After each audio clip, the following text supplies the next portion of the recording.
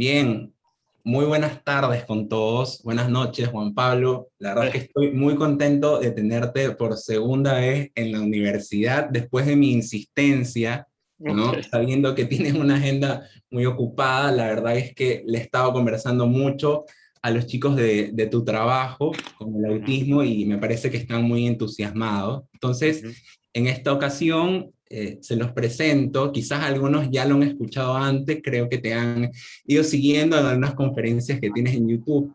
Eh, Él es Juan Pablo Lucelli, es psiquiatra y psicoanalista y nos va a hablar en esta ocasión, ha titulado la conferencia Estructura y Tratamiento del Autismo, ¿no? Estoy seguro que nos va a aportar muchos saberes en torno al tema, ¿no? Así que todo tuyo el escenario.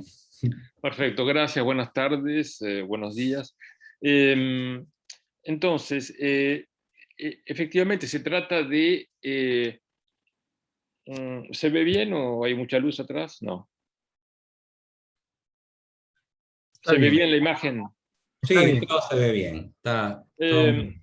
Se trata de un tema que es complejo, es absolutamente cambiante, es muy polémico, hay sobre todo en las tierras donde circula el psicoanálisis es polémico porque la manera en que el psicoanálisis percibe el autismo y la manera en que las ciencias cognitivas o las neurociencias conciben el autismo son diferentes. En fin, es que son diferentes, es la cuestión. Son diferentes de manera se puede decir, históricamente son diferentes. Durante mucho tiempo, uno de los temas fue que no solo el psicoanálisis, la psiquiatría también, consideraba el autismo como formando parte de la psicosis. Supongo que los alumnos tienen una pequeña idea de lo que digo cuando digo psicosis como algo muy diferente de lo que se puede llamar las neurosis. En el psicoanálisis, como en la psiquiatría, clásicamente se separaba neurosis de psicosis. Freud agregaba la perversión. En fin, son definiciones y categorías psicopatológicas que tienen su pertinencia, pero que tienen un poco la dificultad de ser demasiado discontinuistas, es decir, es todo o nada. Como algunas personas serán aquí, de los que escuchan, eh, en el psicoanálisis lacaniano, en el psicoanálisis lacaniano de Francia, por ejemplo, pero en la otra parte del mundo también, eh, cada vez más se tiene la idea de que hay casos de psicosis que se parecen a la perversión, por supuesto, y a la neurosis, y entonces es un poco difícil decir de manera tajante quién es psicótico y quién no lo es.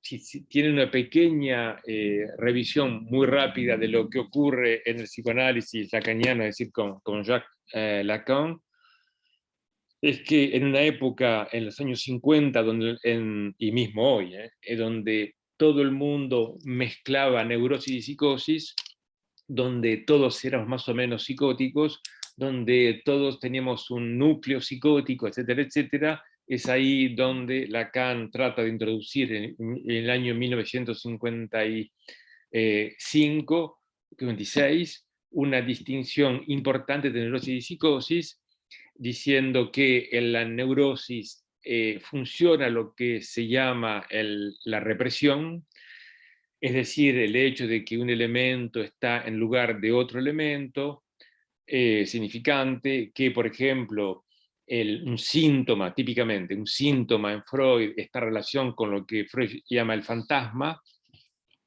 Típicamente si el síntoma es, por ejemplo, los celos, el fantasma puede ser, por ejemplo, que el hombre celoso en cuestión convoque en cierta manera otros hombres en su historia de amor, por ejemplo. Entonces, bueno, esto es lo que se puede decir la represión, lo que funciona, lo que es susceptible, no siempre, pero seguido de ser analizado, de ser elaborado, etcétera, etcétera. Toda esta construcción es más compleja en el caso de la psicosis, donde en cierta manera lo que se podría llamar el inconsciente, incluso la represión misma, está como a cielo abierto, digamos. Todo está muy expuesto y cualquier tipo de elaboración terapéutica, etcétera, puede confrontar el sujeto a una violencia importante, psicológica, psíquica, o una descompensación psicótica. Entonces, todo esto es la diferencia entre neurosis y psicosis. En este conjunto en este espectro binario, como se diría, entre neurosis y psicosis, es evidente que para los psicoanalistas el autismo entraba derecho, sin preguntarse nada, en la psicosis. Entonces se consideraba el autismo como formando parte de las psicosis infantiles. Ustedes toman, por ejemplo, muy interesante como ejercicio, toman un manual de psiquiatría, digamos, de psiquiatría del niño, de parisino, de Ferrari, un tipo conocido, del año 94, es decir, no hace tanto tiempo tampoco, ustedes abren y ven psicosis infantiles y la primero, punto, autismo infantil, es decir, como si fuera algo evidente.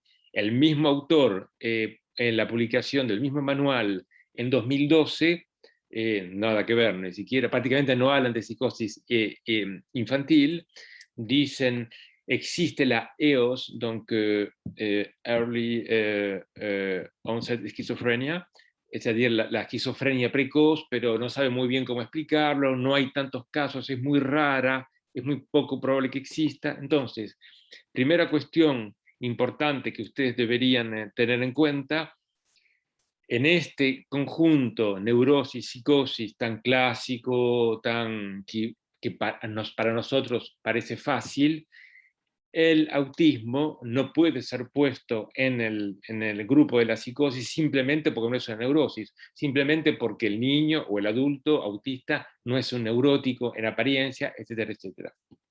Entonces, un gran esfuerzo ha sido en los últimos años en el psicoanálisis, estoy hablando, de separar y distinguir el autismo de la psicosis infantil. Hasta hace muy poco tiempo, o 10 años, en el campo freudiano, lacaniano en Francia, por ejemplo, era evidente que todos los niños autistas eran psicóticos. Perdón. O que era evidente que el autismo era una psicosis. Esto engendró una gran tensión, sobre todo en las asociaciones de padres con niños con autismo, porque diciendo que es una especie de segregación, es una manera de estipular que ya el niño es loco, etcétera, etcétera. Entonces, y hoy día, y sobre todo gracias al esfuerzo y al empeño de Jean-Claude Maleval, que es un profesor de psicología, en realidad, psicoanalista de la Escuela de la Causa Freudiana. Él insistió desde hace ya varios años en el hecho de que el autismo tiene una estructura completamente diferente de la psicosis. No vale la pena decir de la neurosis porque eso es evidente, pero también de la psicosis, no tiene absolutamente nada que ver, y esto por diferentes razones. Si tenemos que diferenciar el autismo de la psicosis, primero sería bueno no solamente decir qué no es el autismo, que es lo más fácil, sino más bien qué es el autismo. Si ustedes toman la definición estándar que utilizamos hoy día con la clasificación internacional de enfermedades o el DSM americano, está básicamente constituido de dos aspectos un poco heterogéneos, diferentes, pero es necesario que ustedes tengan los dos elementos. Sería interesante ver si no hay casos de autismo que no reúnen los dos, y sin embargo son casos de autismo, eso queda por ver. Entonces, los dos elementos que definen un autismo, esto es lo que tienen que realmente grabarse en la cabeza, porque así van a entender lo siguiente, es que es, por un lado, la presencia de una dificultad en la comunicación social, no necesariamente el lenguaje hablado, la comunicación social en general, y por otro lado, la presencia de elementos, comportamientos repetitivos y de intereses restringidos o específicos, distinto de los demás. Creo que se entiende muy bien lo que estoy diciendo, pero para explicarlo aún mejor, basta con ver lo que en la Clasificación Internacional de Enfermedades número 10 y en el DSM anterior, al 2013, había 3 criterios. Uno era de dificultades en el lenguaje con retraso del lenguaje. Segundo, era la dificultad en la comunicación social. Tercero, la presencia de mecanismos repetitivos y de intereses específicos. La gente se dio cuenta que en realidad la dificultad del lenguaje y la comunicación social es una sola cosa en realidad. Exactamente lo mismo. El lenguaje no necesariamente es hablar. De hecho, alguien puede ser mudo y no por eso es autista. Entonces, estas 2 cosas son básicas. Comunicación social, la dificultad de estar, bueno, de hablar, por supuesto, sobre todo con la mayoría de los casos de autismo de retraso de la palabra, del lenguaje, del comienzo del lenguaje, no comienza 1 año y medio, 2 años, como la mayoría de los niños, sino que sigue un esquema bastante específico, luego de los 3, 4 años, 5 incluso. Y por otro lado, estos intereses específicos que hacen que el niño en general, típicamente, o el adulto, de manera un poco como obsesiva, está siempre con un mismo tema. Bueno, el tema puede cambiar, por supuesto, pero es siempre uno. Puede ser la Edad Media, puede ser los figurines, pueden ser los trenes, todo tipo de colecciones, y no sé, las vestimentas, por ejemplo, ¿no? Que el niño puede venir a despertar a los padres para preguntarle qué es esta vestimenta, etcétera, etcétera. En fin. Estos rasgos que digo aquí, en realidad, no tienen absolutamente nada que ver con o muy poco que ver con la psicosis. ¿Y esto por qué? La primera cuestión que hay que saber es que cuando ustedes hablan de psicosis, típicamente se habla por lo menos de esquizofrenia o de paranoia, etcétera, etcétera, y son todas patologías de la edad adulta, es decir, o al menos de la adolescencia. Si usted tiene una esquizofrenia, puede comenzar a los 14, 15 años, pero nunca antes. Dicho de otro modo, el niño, en el 99% de los casos, es absolutamente normal, hizo una evolución normal desde pequeño. A los 14, 15, 20, 25, desarrolla lo que se llama de elementos de desencadenamiento de una psicosis, ansiedad, sueños, pesadillas, o un delirio que se instala, o alucinaciones generalmente auditivas, etcétera, etcétera. Nada de eso se encuentra en el autista. El autista del vamos es autista, mismo antes de la edad de 1 año. Antes de la edad de 1 año, el comienzo precoz es fundamental. Si ustedes, porque uno lo hace eso de manera retrógrada, el niño, uno no sabe que es autista, y a los 2 años, 18 meses, 2 años, comienza a ver comportamientos un poco extraños, repetitivos, no habla mucho, no señala con el dedo, eso es importante. Y si ahora con los últimos años, las últimas generaciones, todo el mundo filma a sus hijos en general, y se ve que ya antes de tener 1 año, el niño, por ejemplo, cuando uno lo llama por su nombre, no responde. Pablito, Pablo, Pablo, puede uno decir Pablo 1000 veces y el niño no mira en ningún momento. Probablemente si el niño es un hijo o una hija que es el primero de la familia, es muy difícil darse cuenta si es normal o no es normal. Nadie consulta por eso. Nadie consulta porque si uno llama al niño Pablo y no responde, no dice nada, lo va a buscar, etcétera, etcétera. Pero en realidad ya vemos que hay aquí algo que falla, y es que en la interacción misma, interacción vamos a llamarla, ¿por qué no?, social, pero en que en realidad tiene que ver con lo que el psicoanálisis llama el deseo, en el sentido del deseo del otro como algo fundamental, no funciona en el autista. Y eso es lo primordial, no el hecho de que no hable, porque como les dije recién, un mudo no habla y no es autista por eso. Entonces, lo que vemos es que hay algo que no se engancha con el otro, no se engancha en la relación social, no se engancha en el deseo del otro, no se engancha en el interés que tiene el otro por el mundo y por las cosas, y al contrario lo que vemos es cierta interacción con las otras personas, del bebé o del niño muy pequeño, pero que son siempre un poco las mismas, con muy poca variabilidad. Es muy interesante ver en esto que mucho antes de que el niño desarrolle un interés por los trenes repetitivos o las imágenes o lo que sea, vemos que hay básicamente dos tipos de índices muy precoces, pero muy, muy precoces, incluso antes del año.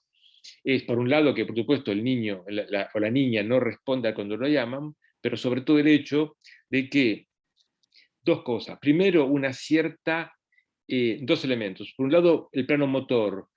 El niño o la niña es un poco torpe. Por ejemplo, no gatea, no anda en cuatro patas.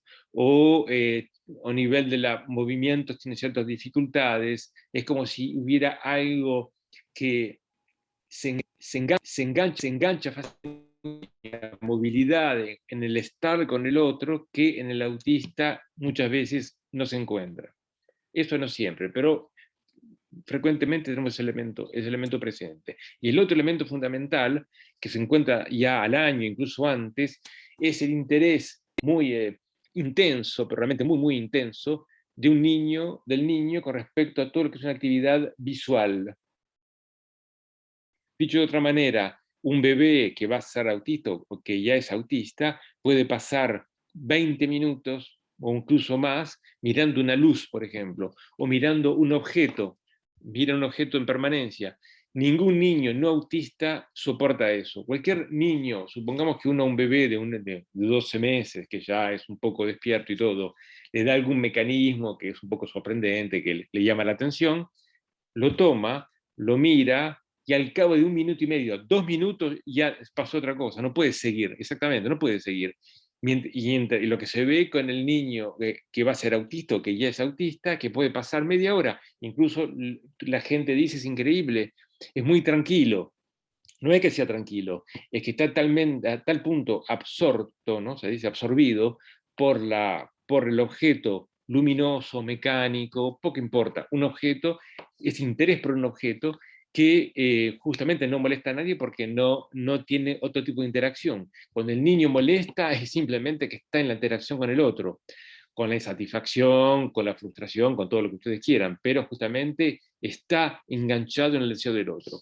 Entonces, estos dos elementos ya nos ponen de manera muy precoz en la precocidad del trastorno autístico, que no tiene nada que ver con la psicosis, que nunca comienza en la infancia.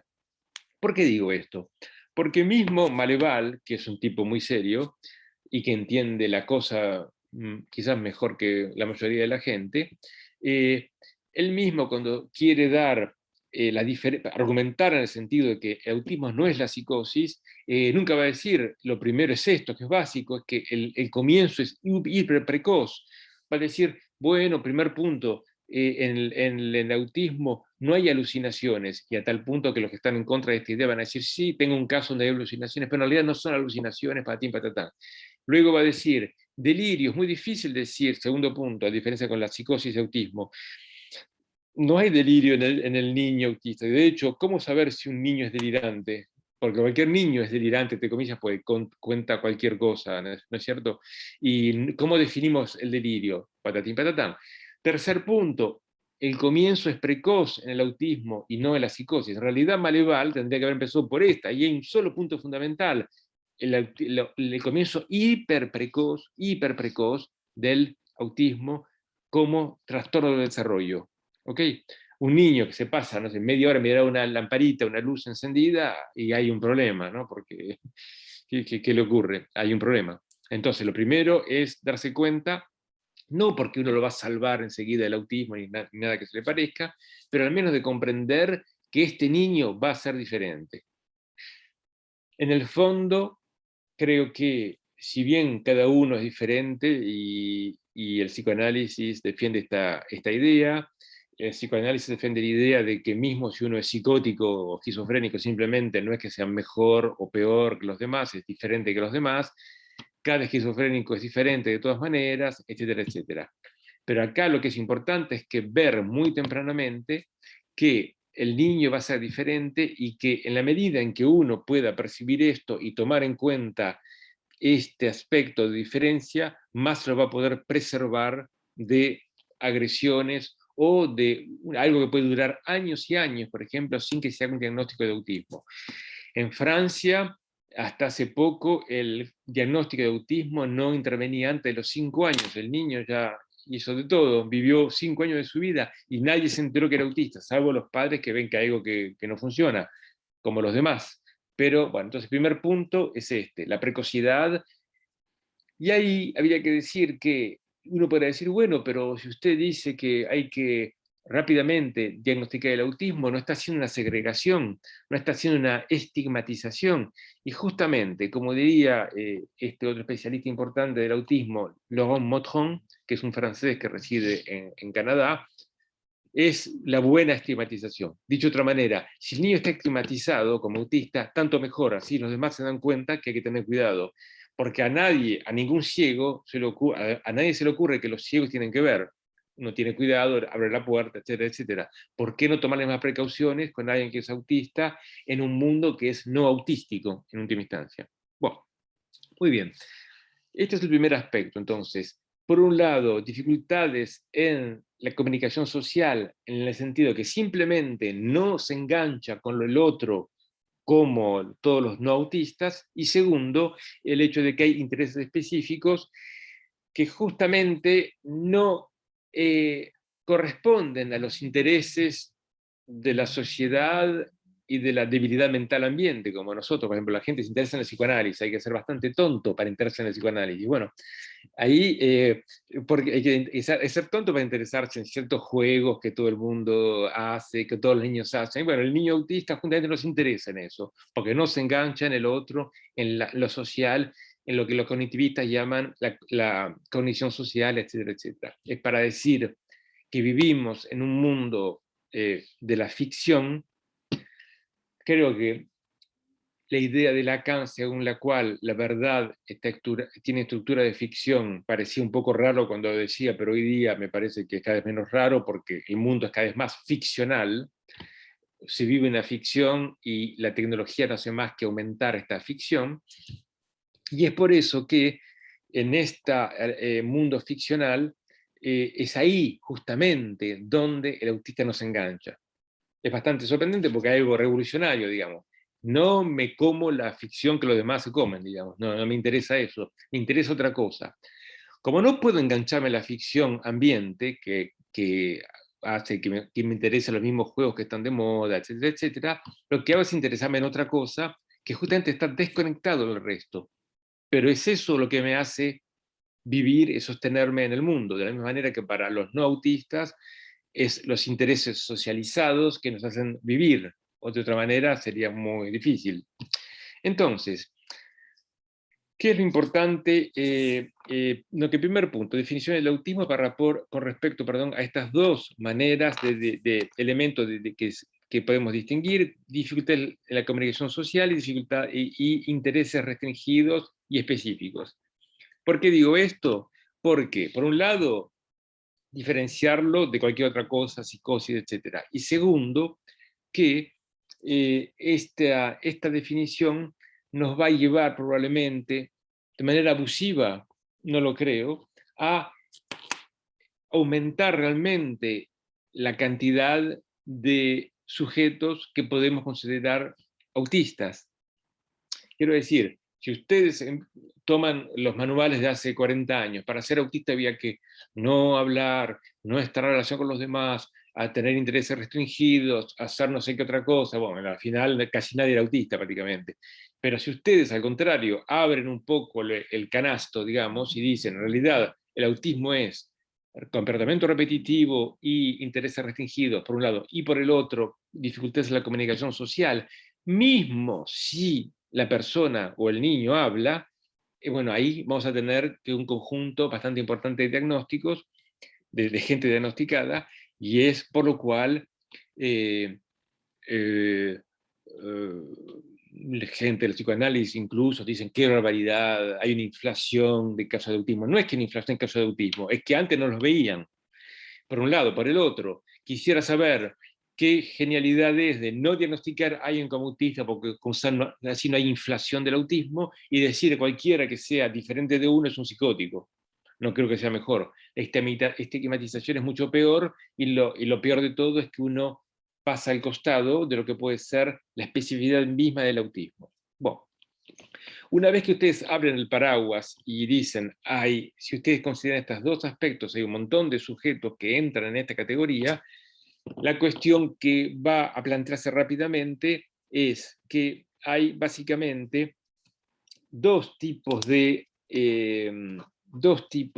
autismo que habría que tener en cuenta. La diferencia fue hecha por Motron. Ahora parece ser que todo el mundo se entera de eso y que de cada vez más dicen, justamente hay un verdadero autismo que es un poco diferente o genético, yo qué sé. Entonces, Motron, que es quisiera compartir, ¿no? La partager écran, c'est ça, ¿eh? Share screen share, c'est ça. Pero antes hay que abrir, ¿no? Ya está. Está, ¿eh? Ok. Speech. Ya lo. Y, a ver, aquí, ¿lo ven? No. No, todavía no has dado share. Ok, lo doy. Un instante. Y es ¿cuál sería? El No, medio que quiere compartir. Bueno, es que lo tienes en francés, así que no sé cómo sea. no sé cuál sería. Tengo que cerrar de nuevo y abrir de nuevo, quizás, ¿no? ¿Y por qué aparecen todos estos aquí? No sé. Un segundo porque es importante. Bueno, está en francés en realidad, pero me parece que lo voy a explicar y se va a entender. ¿Y ahora? No, todavía no sale proyectar pantalla. N'a pas pu démarrer. Voy a essayer ultérieurement. No, no funciona. No quiere funcionar, ¿eh? Hoy día, el día de hoy, la tecnología no está con nosotros, ¿eh? Habremos, veamos aquí. Supongamos que es esto. Y aquí pongo compartir. ¿Estás tú? Eh, Ahí está, ahí No, se ve tu compu. exacto. Entonces no va. ¿Qué se puede hacer si no? Abrir una de las imágenes. ¿Cómo? Abrir una de las imágenes, ¿no? Sí, Y sí, sí, sí, pero ya lo había hecho y no aparecía, ¿eh? ahí sí. Ahí sí. Sí, Tableau 4, ¿eso es lo que ven? sí. Autismo Bueno, prototípico, no sé, sindrómico. exactamente. Entonces, aquí tienen una cosa importante, que si ustedes tienen una práctica con niños autistas, va a ser fundamental. Bueno, todavía no la tienen, quizás no la tendrán nunca, pero bueno, poco importa, sería bueno que lo sepan igual. Según canadiense, francés, que no le gusta mucho el psicoanálisis, él dice, hay dos diferencias importantes y fundamentales entre dos tipos de autismos, y la primera tarea del clínico es hacer esta diferencia, este diagnóstico diferencial. Por un lado, un autismo prototípico que podríamos llamar es el autismo, en realidad. Es el autismo que nos interesa, es el autismo que es el que corresponde a la primera descripción del primer descripción del autismo, que fue hecho por Leo Kanner. Es un austríaco que se instala en Estados Unidos en los años antes de la guerra, creo. Sí, antes de la guerra. No, en esa época prácticamente no existía la psiquiatría de niños en Estados Unidos, ni en el mundo tampoco, y Kanner escribe el primer manual de psiquiatría del niño en Estados Unidos y uno de los primeros del mundo. Simplemente no existía como especialidad. Bueno, y este mismo hombre describe por primera vez en el año 1943, un artículo fundamental que se trata de los trastornos afectivos autísticos en los niños, y describe los primeros 11 casos de autismo, que son prácticamente los ejemplos paradigmáticos de lo que es un autista. Hasta el punto que, bueno, este hombre luego, el Kanner, retomó los casos, los 11 casos de los niños, prácticamente a todos, los fue a ver cuando eran adultos y mostró un poco cuál era la evolución. Incluso muchos de los 11 casos todavía están vivos. Uno todavía vive en Estados Unidos, Donald Triplett se llama, tiene 87 años, es el primer caso famoso de autismo descrito en la historia, ¿no? Y aquí tenemos entonces lo que dice Motrón es distingamos, ¿no? El autismo verdadero, digamos, el de Kanner, de otro tipo de autismo que podríamos llamar sindrómico. ¿Por qué es importante? Porque de manera increíble, el autismo prototípico, en el 95% de los casos o aún más, van a seguir siempre la misma evolución, en los grandes rasgos, por supuesto, cada niño va a ser diferente y con intereses diferentes, mientras que el autismo sindrómico va a ser una evolución completamente distinta.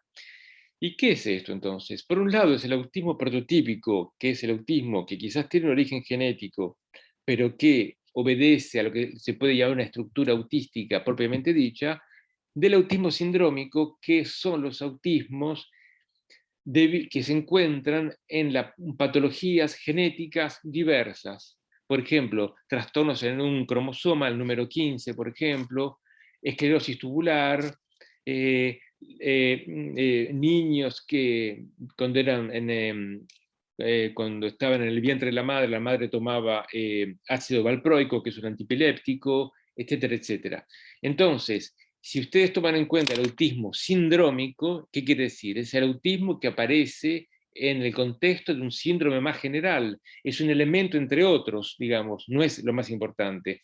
Entonces, ciertos esclerosis tubular, por ejemplo, puede dar un cuadro autístico o no, pero si lo da, hay que saber que no es un verdadero autismo de Kanner. Así que, ¿por qué es importante esto? Porque si ustedes van a ser clínicos y no tienen en cuenta esta diferencia, van a angustiarse terriblemente, porque van a decir, bueno, sigo un poco lo que proponen con el autismo, sigo un poco los que psicoanalistas lacanianos dicen sobre el autismo, y no va a ocurrir lo que ustedes quieren que ocurra en lo más mínimo, ni van a ver tampoco la evolución que se describe, simplemente porque no es un verdadero autismo, digamos. ¿Entienden? Y atención, porque este autismo sindrómico corresponde al 50% de los casos, por lo menos, quizás más, digamos 50%. Dicho de otra manera, un niño sobre dos, la mitad de los niños que van a ver van a ser autismos sindrómicos. No quiere decir que no hay que seguirlos, no quiere decir que hay que interesarse en ellos, no quiere decir que no hay que hacer una psicoterapia con ellos, pero sepan que no es un verdadero autismo que va a seguir un poco las pautas que uno espera, etcétera, etcétera. Entonces, veamos ahora el autismo prototípico. Y lo que vemos aquí es de manera impresionante, es que aquí vemos en este esquema cuáles son las diferencias clínicas, porque justamente, ¿cómo saben ustedes que es un problema genético sindrómico y no un verdadero autismo? Primero, porque desde el punto de vista genético, digamos, lo que vemos es que todos los autistas tipo Kanner, como los 11 casos de Kanner, simplemente, son bastante similares. Siguen más o menos las mismas cosas. No es que van a interesarse en lo mismo, para ahí uno se interesa en la música y otro en los dibujos, por supuesto, no ese es el tema. Pero hay mucha similaridad entre los casos con respecto a la presentación clínica. Segundo punto fundamental, esto lo tienen que ver ustedes como clínicos, es que se encuentra con la morfotipia en el fenotipo, como se dice hoy día, típicamente en el verdadero autismo Kanner, vamos a llamarlo, una macrocefalia que es bastante importante, o al menos una normocefalia. ¿Qué quiere decir esto? Esto ustedes no van a tener la costumbre de preguntarlo, pero deberían preguntarlo. Tener el carnet del niño de nacimiento, como, no sé cómo se llama, en Ecuador, y ver, por ejemplo, si el perímetro craneano, cuando nació, estaba en la normal, o si era pequeño, o si era demasiado grande. Generalmente el autismo verdadero, digamos, Kanner, prototípico, generalmente es o normal o cabezón, digamos, bastante macrocefálico. Con respecto a esto, tengan en cuenta también en qué semana nació el niño, porque si en lugar de nacer en la semana 39 nació en la 36, evidentemente el cráneo va a ser más pequeño, pero proporcionalmente más grande que el niño nacido en la semana 36, por ejemplo. Bueno, de detalles clínicos, pero que es importante en el trabajo de todos los días, ¿no? Tercer punto, la edad de que el niño comienza a caminar. Típicamente en el verdadero autismo no hay ningún problema. El niño comienza a caminar temprano o normalmente, es decir, antes de los 18 meses. Los 18 meses es el punto de división entre retraso de la marcha y no. Mientras que en el autismo genético, etcétera, frecuentemente el niño empieza a caminar a los 2 años, por ejemplo, o más tarde. No me olvidé decirle que con respecto al fenotipo, en el sindrómico, como ven, hay una dismorfia facial. El niño autista Kanner, digamos, típico, es muy lindo, generalmente proporcionado, etc. Y el niño con un problema genético que se manifiesta como autismo tiene alguna cosa un poco disimétrica, extraña, una protusión de la mandíbula, estrabismo importante, en fin, indicios que nos muestran que hay algo raro, digamos. En cuanto a los intereses, ¿en qué se interesa el niño? El interés perceptivo, que sea las luces, las letras, los mecanismos, etcétera, están muy, muy, muy presentes en el autista verdadero, digamos, mientras que el autista sindrómico se ve más bien una especie de comportamiento repetitivo, sin ningún tipo de enriquecimiento, ni de evolución, ni de sofisticación que encontramos en el autismo auténtico, digamos.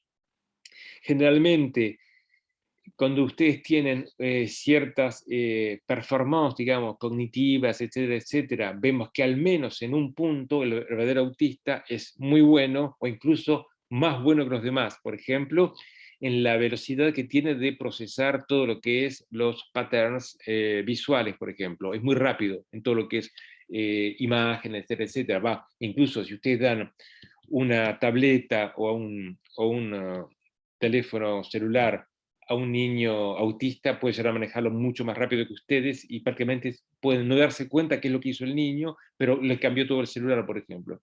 Y usted le da su celular a un niño autista de 4 años, le transforma el celular completamente, después no sabe cómo ponerlo en orden como correspondía. Y esto en unos segundos solamente, si ya tiene la práctica del celular. Bueno, a tal punto más que un adulto incluso, ¿no? Otro punto importante, la sacada, creo que se dice, en inglés se dice así, ocular, por ejemplo, y es justamente en el mismo sentido de la visión. El verdadero autista tiene una especie de fugacidad, digamos, en la mirada, busca, etcétera, etcétera, mueve los ojos muy rápidamente, está muy conectado a nivel visual, muy conectado, mientras que lo que vemos en el autismo sindrómico, genético, es una especie de mirada un poco perdida, un poco lenta, que se pasea por ahí, por allá, pero sin realmente tener un interés específico, mismo si el interés no es otra persona, digamos, ¿no? El lenguaje, quizás el punto más genial, esto impresionante, es que, como por casualidad, el lenguaje sigue en el autismo prototípico una evolución que es siempre la misma o casi la misma, mientras que en el autismo, como se dice, sindrómico, o el niño no habla y nunca más hablará en su vida, o tiene una especie de lenguaje muy extraño que no se parece a nada, es lo que se llama una disfasia, ¿no? Y aquí vemos el punto importante. ¿Qué es lo fundamental? Y esto es lo que nos hace pensar que el autismo es una estructura y que es incluso una estructura, ¿por qué no decirlo?, desde el punto de vista genético, ¿no es cierto? Y es que el autista, el verdadero, el de Kanner, ¿qué va a ocurrir? Puede decir quizás una o dos palabras cuando es muy bebé, papá, mamá, de manera un poco rara quizás, y a los 18 meses más o menos no dice más nada. No se entiende muy bien por qué. Nadie lo sabe. Pero, y entre los 18 meses y los 3 años y medio, no va a hablar absolutamente nada. Es el famoso retraso del lenguaje del autista.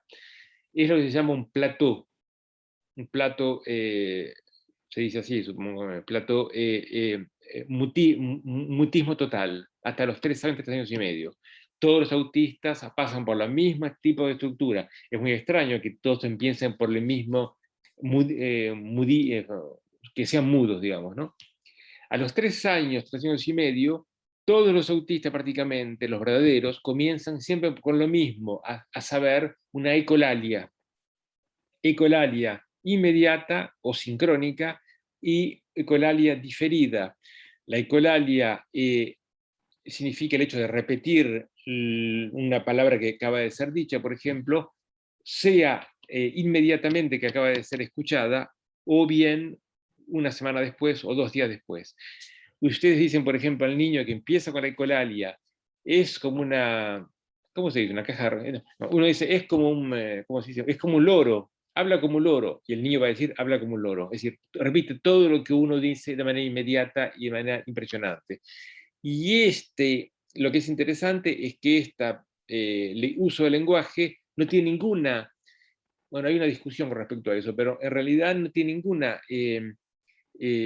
¿cómo se dice?, meta comunicativa. No está hecho para comunicar. Si la persona me dice, repito como un loro, yo digo, repito como un loro, no es para comunicar con él, es para justamente apropiarme de algo en el lenguaje. Entonces, mutismo hasta los 3 años, 3 años y medio, luego ecolalia durante unos meses, luego de ecolalia aparece la inversión pronominal. ¿Qué significa esto? Que el niño va a comenzar a decir las frases al revés con respecto al pronombre personal. Va a decir, por ejemplo, ¿quieres chocolate? Cuando él quiere decir, quiero chocolate. ¿Quieres pasear? Entonces, bueno, todos los padres van a decir, no van a poder impedirse de decirles al niño, no se dice, ¿quieres chocolate? Quiere decir, quiero chocolate. Absurdo. Lo mejor que puede hacer el niño es decir las cosas al revés, que lo digan al revés y luego se le va a ir.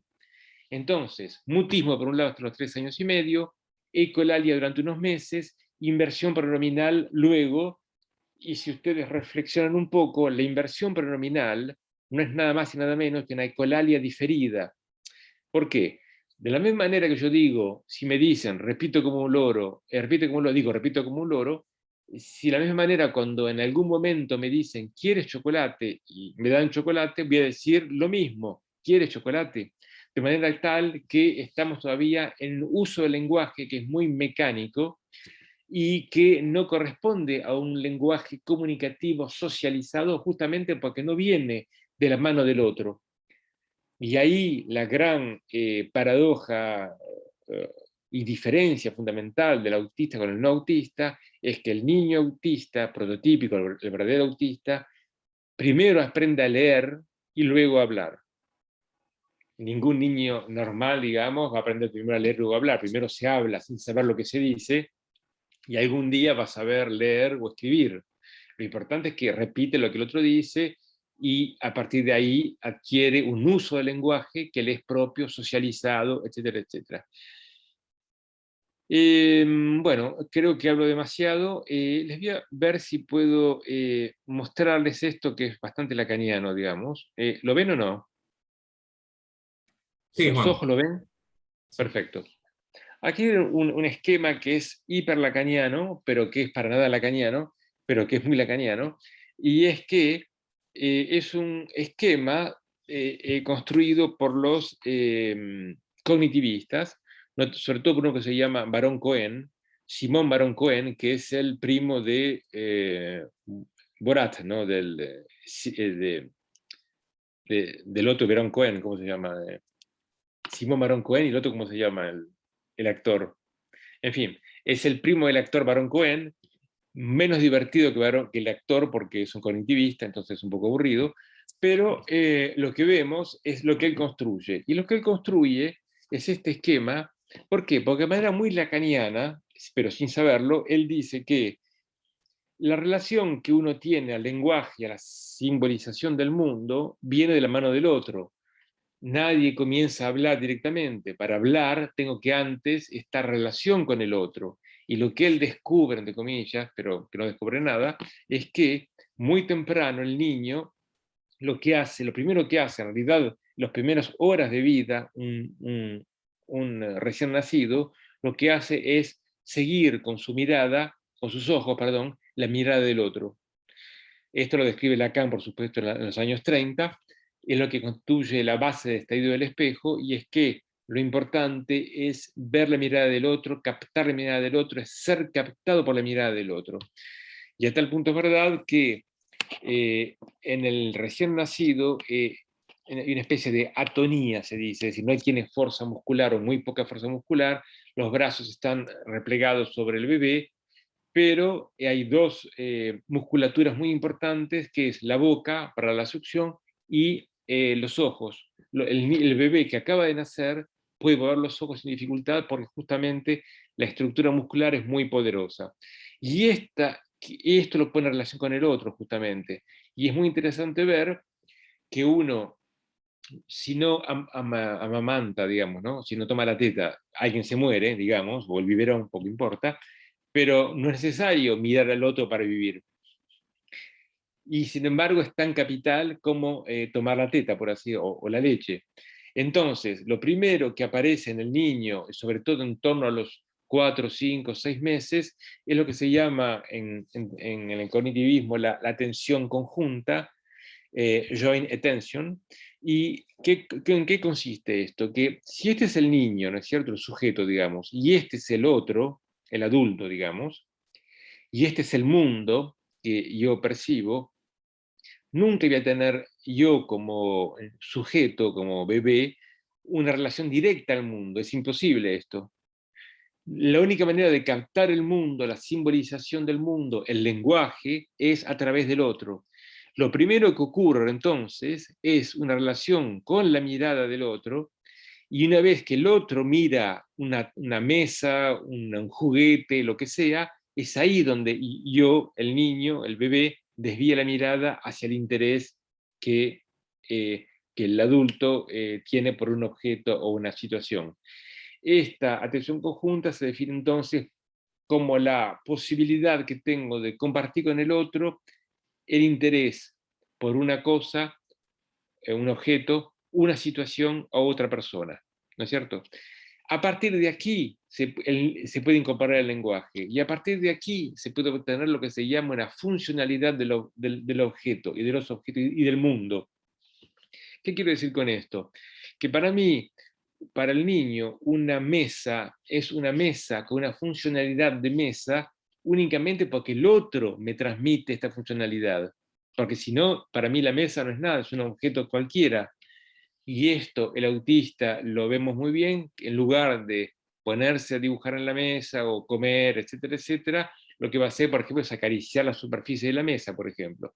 ¿Por qué? Porque en lugar de tener de acceder a la funcionalidad del objeto, a la simbolización del objeto, es lo que Lacan llama, cuando dice el lenguaje es el asesinato de la cosa, quiere decir que la cosa como tal, la mesa, no tiene ninguna importancia, lo importante es cómo el lenguaje la simboliza, y es eso que me permite un acceso a la funcionalidad, a la simbolización, a estar en el mundo del share, de compartir con los otros los objetos. De hecho, acuérdense, para los que conocen mejor Lacan, que en el Seminario de la Angustia Lacan hace esta diferencia importante entre los objetos que se comparten justamente, de la socialización, y los objetos que no se comparten, y ahí habla del objeto A, ¿no?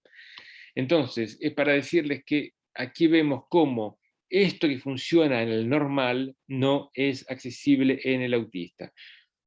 No voy a hacerla mucho más larga, simplemente les muestro aquí el esquema óptico de Lacan. ¿Por qué se lo muestro? Porque el esquema que el cognitivista Baron Cohen, británico, descubre en los años 90, en realidad el francés Jacques Lacan lo describió en los años 50, en un seminario, primer seminario público que hizo, seminario 1, donde justamente se interesa en un caso, que es el caso Dick, el caso de Melanie Klein, que es justamente un caso de autismo. Prácticamente es el primer caso de autismo descrito en la historia, o casi, uno de los primeros, ¿no? Melanie Klein, que es una psicoanalista. Y aquí, ¿qué dice con respecto al caso Dick, el niño Dick, y con respecto a, a los niños normales, digamos? Es que el sujeto puede tener una percepción global y entera de su propia imagen gracias a la mirada del otro, justamente, que cauciona, se dice no, ¿no? En español, ¿no? ¿Cómo se dice? Que garantiza, que aprueba, que consiente a esta imagen. Si uno toma Baron Cohen, aquí está el sujeto, el niño, digamos, aquí está el ojo, el adulto, lo que les mostré recién, y aquí está el mundo, la mesa, los juguetes, lo que se les ocurra, la palabra, las palabras que intercambiamos. Lacan agrega algo más interesante todavía, y es que la imagen del propio cuerpo, ese es el estadio del espejo. Pues es como si Lacan dijera, bueno, perfecto, el niño simboliza la mesa, el niño, el papá, la mamá, ok, y él mismo cómo se simboliza. Justamente simboliza a partir de la captación de la imagen global en un espejo de su propio cuerpo. Este que está aquí soy yo. ¿Por qué? Porque el adulto lo dice justamente, o el otro lo dice. Es esta famosa frase de Lacan, repetida varias veces por él, cuando dice, lo importante en el estudio del espejo no es solamente que el niño se reconozca él mismo en el espejo, sino que el hecho de que en un momento se voltea hacia atrás para ver que el adulto consienta o lo reconozca como siendo esa propia imagen. Esto es fundamental, pero lo dice Lacan mucho antes que los cognitivistas, 30 años antes, 40 años antes. Entonces, voltearse hacia atrás es lo que llamamos la atención conjunta, y es lo que Lacan llama estar en el deseo como mediación. O, dicho de otra manera, si mi única solución para mí de captar mi propio cuerpo es mirar mi cuerpo en el espejo y es todo, es la locura, o es el autismo. Y la prueba de esto es que todos los niños autistas, bueno, casi todos, si usted lo deja enfrente de un espejo, se pasa todo el tiempo haciendo monerías, pero sin que en algún momento se pregunte qué es lo que el otro puede justamente decir de estas monerías o de estas... bueno, me faltan las palabras en español, disculpen. Bueno.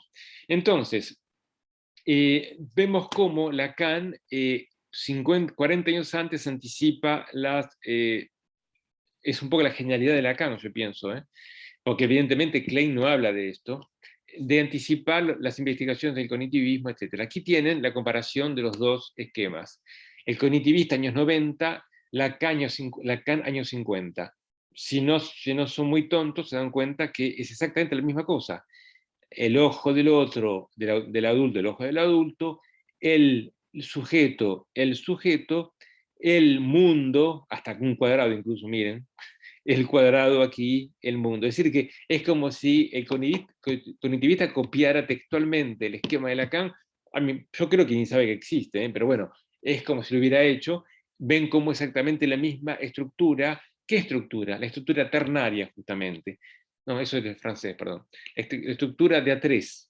La estructura de que la estructura de la mediación. No tengo un acceso directo al mundo, sino paso por el deseo del otro. Y de ahí esta frase de Lacan fundamental, en el no autista justamente, no en el autista, el deseo del hombre es el deseo del otro. Gracias a que él construye la idea de un Edipo que está construido sobre tres tiempos, los famosos tres tiempos del Edipo, Lacan llega a demostrar cómo es la incidencia del deseo del otro que caracteriza el sujeto como sujeto hablante. Primer tiempo, que es el niño y la mirada del otro, y es todo, el intercambio con la madre, sin más. Segundo tiempo, el hecho de que pueda introducirse en esta relación diádica, digamos, entre dos solamente, un tercero, el papá, el hermano, no tiene ninguna importancia. Si las madres son dos madres lesbianas, la otra madre, no hay ningún problema, no es el tema, si es que sea el padre necesariamente.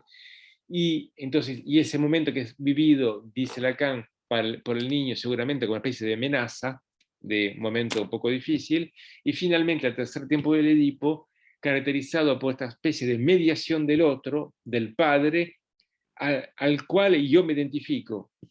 Aquí tienen todo el tema del Edipo en el sentido freudiano, si típicamente, digamos, ¿no? Si dice Freud, si el niño es un niño, digamos, es un varón, va a identificarse al papá, si entonces va a querer ser como el papá, en el caso de la niña va a querer casarse con el papá, o, bueno, es la construcción freudiana, es para decir que típicamente el niño, si no es autista y si no está muy mal en la vida, digamos, va a incorporar esta tercera persona como mediación. Y es eso lo que va a permitir un acceso al mundo, un mundo mediado, simbolizado. Yo quisiera entonces terminar, porque si no se va a hacer un poco largo. Miren, aquí está. A partir de todo esto que les digo, uno podría preguntarse, bueno, muy bien, es fundamental, yo creo que es fundamental todo esto que estoy diciendo, es capital, podría hablar mucho más, pero ustedes me van a decir, bueno, muy bien, pero ¿y para qué nos sirve en la práctica clínica? Y nos sirve para ver, si ustedes tienen este cuadro que muestro aquí, muestro Motrón, que es una especie de cognitivista, en cierto modo, un neurocientífico, un psiquiatra, y Maleval, que es el psicoanalista, digamos. Motrón es el malo y Maleval el bueno, digamos. En realidad son los dos buenos y malos, como todos, ¿no?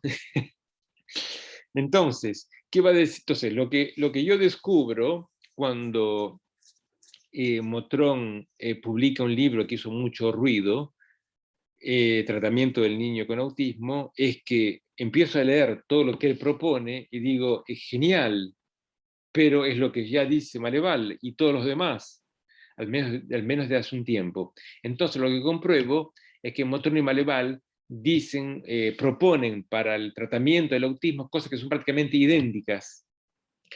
Bueno, publiqué eso en un artículo de psiquiatría, publiqué eso en un libro que publiqué que se llama Autismo, ¿qué lugar para el psicoanálisis? Cuando Motrón se enteró, se puso furioso conmigo, hasta quería denunciarme, loco, digamos. Digamos, la prueba está ahí, está escrito ahí, y dicen lo mismo, lo lamento. Digo, si no le gusta, es problema de él, no es problema mío. Está escrito, y lo que él publica en el 2016 ya fue dicho por Maleval desde el 2008. De manera que no es que lo dijo primero Motrón y que Maleval se copió y lo publicó, porque no había publicado nada Motrón antes, ¿no? Había publicado artículos científicos, por supuesto, pero justamente no había publicado esta especie de instrucciones de usos, digamos, en el caso del autismo. Entonces, Motrón, ¿qué es lo que propone para el niño autista? ¿Cómo acceder al niño autista? Porque es muy difícil, si no. ¿Y qué es lo que propone Maleval? ¿Qué dirá Motrón, por ejemplo? Y, por ejemplo, que si ustedes están con un niño autista, no vale la pena decir, a ver, Pablito, ¿cómo andas? Olviden todo eso. Sobre todo si el niño no habla, etcétera, etcétera. Privilegien más bien lo que es escrito y lo visual. No digan nada, no tienen nada que decir en realidad. El niño generalmente es mudo, así que sean tan mudo como él. Una opción, ¿por qué no? Y le muestran un objeto. Lo primero que se hace en realidad no es eso. Ustedes están en un consultorio en el hospital, por ejemplo, poco importa con el niño que ya se sabe que es autista. El niño entra, ¿y qué es lo primero que hacen ustedes? Nada. Simplemente hay que ver qué es lo que hace el niño, en qué se interesa, exactamente. Observar qué se interesa. Sí, pero de pronto empiezan a entrarse en mecanismos extraños, pequeños mecanismos. Por ejemplo, había uno que venía a verme y pequeños mínimos mecanismos. Interesante porque nunca agarraba un objeto grande, un juguete, no, mínimos mecanismos, así como algo muy detallado, etcétera. Y entonces, primero hay que hacer es observar esto y ver, bueno, y la próxima vez que uno lo ve, quizás exponerle pequeños mecanismos en los cuales se va a interesar. ¿Qué opina Maleval? Que hay que privilegiar la puesta en serie de objetos y la necesidad de captar que hay objetos particulares en los cuales se interesa el niño. Se ve que es prácticamente lo mismo que dicen los dos.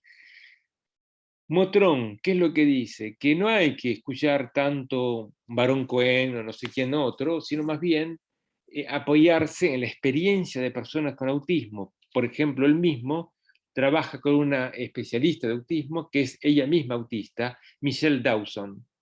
¿Qué opina Maleval?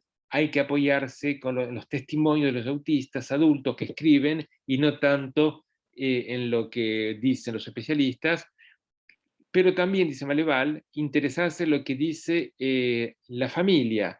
Muchas veces la propia familia, no siempre, no siempre, pero muchas veces la propia familia del niño autista ya saben mucho sobre el autismo, devienen especialistas del autismo a pesar de ellos, digamos. Y muchas cosas, lo primero que hay que hacer. Entonces, primero, no hacer gran cosa y observar. Segundo, escuchar qué dicen los padres.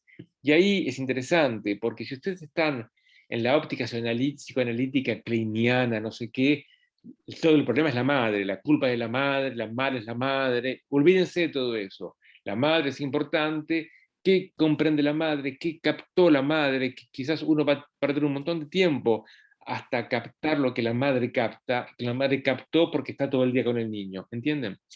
Bueno, tercer punto. Motrón dice que hay que tener una tutela paralela, tutela, ¿no? Que dice Maleval, tener una postura en paralelo, es decir, la misma palabra utiliza uno que el otro. ¿Qué significa esto? Si el niño comienza a interesarse en pequeños mecanismos, por ejemplo, ¿ustedes qué van a hacer? ¿Agarrar ustedes el pequeño mecanismo y para...? No, lo dejan con el mecanismo que se interesa a él, y ¿ustedes qué hacen? Se pueden hacer lo mismo al lado del niño autista. Agarran un pequeño mecanismo, se empiezan ustedes a interesarse y van a ver que es increíble. En un momento, el niño autista, que quizás ni lo miran a ustedes, no le quieren mirar porque no están en el contacto visual, lo que hacen es justamente por eso mirar, interesarse en ustedes. En realidad no en ustedes, sino en lo que ustedes se interesan, es decir, el pequeño mecanismo, exactamente. Y de aquí mismo la idea Juan, te voy a es, interrumpir un ratito, un poquito debido a las dificultades. Tenemos unos 10, 12 minutitos más de en un tiempo. minuto termina todo. Soy un hombre relámpago. No, no, es que está muy bien, están muy interesadas, estoy recibiendo muchos mensajes de lo interesados que están, pero hay que seguir trabajando en otras cosas también. Ok, Entonces, entonces, dale termino todo ahora lo que tú entonces. quieras en unos 10 minutos. No, no, pero podemos terminar ahora. Lo último que les digo, una cosa muy interesante y que quizás si no lo piensan no les pasa por la cabeza. Tienen que utilizar todo lo que es utilizable con un determinado niño autista, por ejemplo, el niño que se interesa en los pequeños mecanismos, todo tiene que ser en número par. Si, por ejemplo, el niño se interesa mucho a una pantalla, una tableta, no van a empezar a tironear quién tiene la tableta, si el terapeuta o el niño, no van a hacer eso, van a hacer que usted tiene tu tableta y él va a tener su tableta. Es probable que si ustedes hacen esto para querer él apropiarse de su tableta, la que usted tenga, porque usted va a comprobar que tiene cosas que él no tiene, patatín, patatán. Entonces, es importante que todo sea en el sentido del doble, y es aquí donde Maleval dice fabricar un doble que justamente asegure, rassurer quiere decir dar confianza al niño autista, que lo ayuda a construir un poco su mundo, que ya lo construye en cierto modo.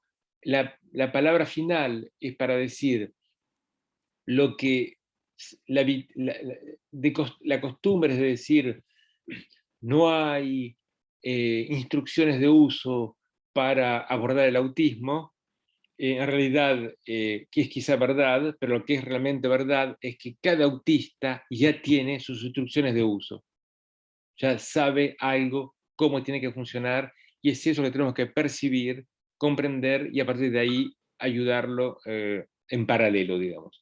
Ok, paro aquí porque si no... Miguel, Sí, dime. bueno, terminamos. Terminamos, ya. ¿Quieres añadir algo más? No, si hay alguna palabra, algún comentario, ¿cómo para poner la pantalla completa? No sé, ¿Quieres bueno, que poco detenga, importa. detenga el compartir? No, no, no, de compartir se terminó, no, no comparto más nada, digamos. Es que hay preguntas, es que tú tienes preguntas nuevas, quizás a partir de... Aquí estamos. Tienes preguntas que quizás la primera vez que hablé de todo esto no lo pensaste, luego lo pensaste, no sé. ¿Tiene alguna pregunta Ah, que bueno, les hay una pregunta que te soy súper sincero, no la supe responder cuando me la hicieron en la clase, que de hecho fue en algunas de las clases, que era sobre el amor en el autismo. Cómo se da la cuestión, por un lado, de la transferencia y si es que hay la posibilidad de enamorarse, ¿no? Eh, Allí Mira, no es sé interesante mucho. porque, es muy interesante porque no es seguro que sea muy distinto, porque efectivamente, bueno, hay una diferencia, pero como tú lo sabes, eh, no solamente Freud dice que el amor de transferencia no es que sea un falso amor, digamos. Amor de transferencia significa los sentimientos que siente el paciente hacia su terapeuta, digamos. Bueno, una caricatura, digo, pero bueno, para que se den cuenta. Eh, es muy interesante porque en realidad, entonces, bueno, lo que dice Freud, dice, el amor que surge en la transferencia es tan verdadero como el amor normal, digamos, por así decir. Y lo que dice Lacan, dice que no solamente eso, sino que más aún, el amor en realidad toma como ejemplo la transferencia. El verdadero amor, digamos, es ya una transferencia, el amor de la vida de todos los días, digamos. A partir de ahí, Lacan dice una cosa interesante y es que hay un duelo que tiene que hacer el psicoanalista. ¿Y cuál es el duelo? Y que si la paciente está enamorada de ti, Miguel, en realidad no es por ti, no es porque eres lindo, ni inteligente, ni nada que se te parezca, es que tú ocupas el Aunque lo lugar de sea, otra cosa. aunque lo sea, evidentemente. Tú ocupas el lugar de otra cosa. Entonces, el duelo está ahí porque uno dice, bueno, soy Brad Pitt, y no sos Brad Pitt, yo menos aún todavía. Y sin embargo, la chica está enamorada como si uno fuera Brad Pitt. Entonces, importante, el duelo que uno tiene que hacer, es decir, no es por uno en realidad, es el inconsciente. Entonces la broma de Miller era decir, sí, porque realmente hay que ser inconsciente para enamorarse de gente como uno, ¿no? Entonces, eh, ¿qué ocurre? Es que en el autista sería lo mismo en realidad. Es que el duelo está del vamos. ¿Por qué? Porque si el autista viene a verte a ti, en realidad no es por ti que viene. Cuando este hombre que quería hablar, pero no tengo tiempo, que es un tipo ingeniero, inteligente y todo, que venía a verme, cuando tuve que mudarme y decirle, miren, no lo puedo seguir, me dijo, bueno, deme el nombre de otra persona y se acabó. Y entonces se ve como toda esta transferencia y toda nuestra relación de tantos años, ¿en qué termina? No hay ningún problema, pasa otra cosa. Entonces el duelo es el duelo de uno más bien. En cierto modo, la transferencia está en el sentido que, para uno está al menos, en el sentido que este paciente no faltó nunca en su vida, nunca llegó tarde, mejor que cualquier neurótico que falta, no sé qué le ocurre, se olvidó, se quedó dormido, etcétera, etcétera. Entonces, primero es el amor, digamos, en la transferencia en el autista, yo diría que es casi diría la transferencia al estado puro, digamos.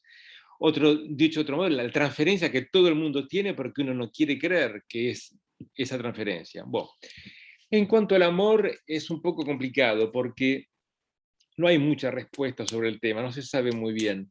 Se fantasmea con la idea siguiente, quizás lo mejor sería que un autista encuentre a otro autista y así es el mismo malentendido, digamos, cada uno en su mundo, pero en fin, digamos, uno puede decir que en algún punto cuando yo le digo que me voy y el paciente me dice que deme el teléfono de un colega, puedo decir que soy yo el que me siento un poco herido, ¿no?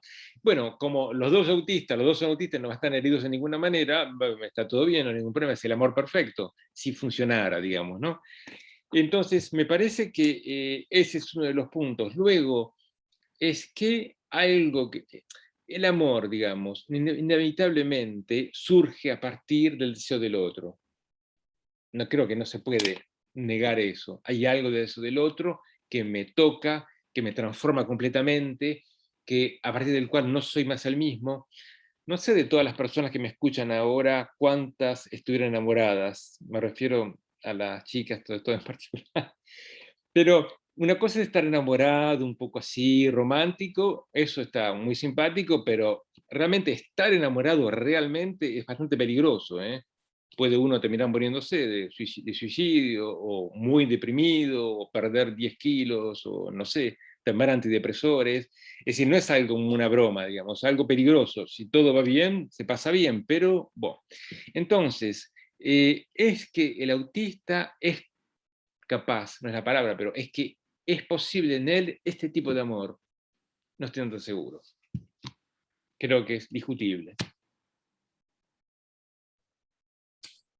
Bueno, bien. Hay una última que lo mandaron acá al chat y que tiene que ver con, digamos, si existe una relación con otro tipo de trastornos, otro tipo de patologías y el autismo. Bueno, bueno, luego de haber dicho y repetido y peleado con un montón de gente para decir que el autismo no es una psicosis, quizás uno podría preguntarse si no hay ciertas relaciones, similitudes, Similitudes. similitudes entre ciertos aspectos de la esquizofrenia y el autismo. La diferencia de no estar en el aspecto social, estar un poco en la eterna ironía, como dice Lacan, del esquizofrénico, el hecho de que el esquizofrénico da al revés, el lazo social lo pone al revés, digamos.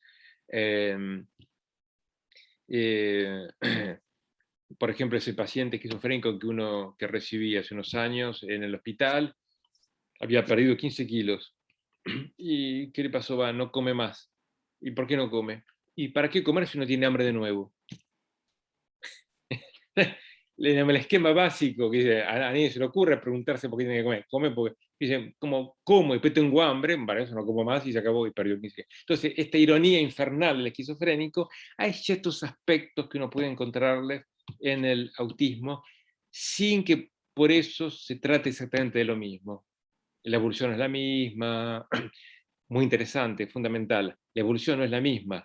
¿Qué ocurre? Y el esquizofrénico, el verdadero esquizofrénico, no se mejora en general. El autista se mejora con el tiempo.